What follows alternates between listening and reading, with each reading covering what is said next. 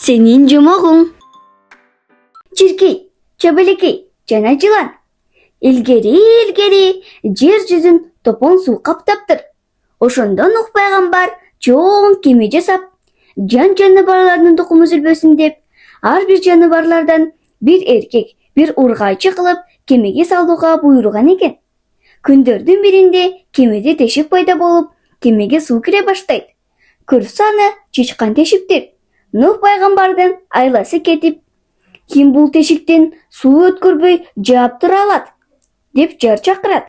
Мен суу киргизбей кармап турам деп жылан чыгат. Ошол убадасына бек болуп, топон суу бүткөнчө бир тамчы сууну кемеге киргизбей тосуп турат. Алар акыры кургакка чыгышат.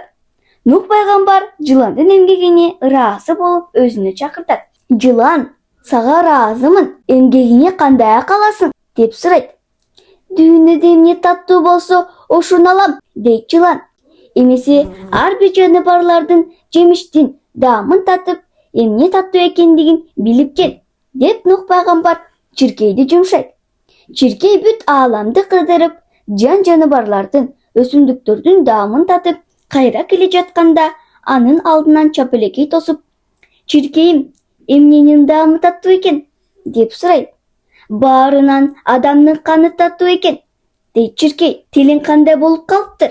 Таттуу даамга кандай болгонун көрөйүнчү. Тилиңди бери сунсаң" дейт чабалекей. Чиркей тилин суна бергенде, чабалекей анын тилин сууруп алат.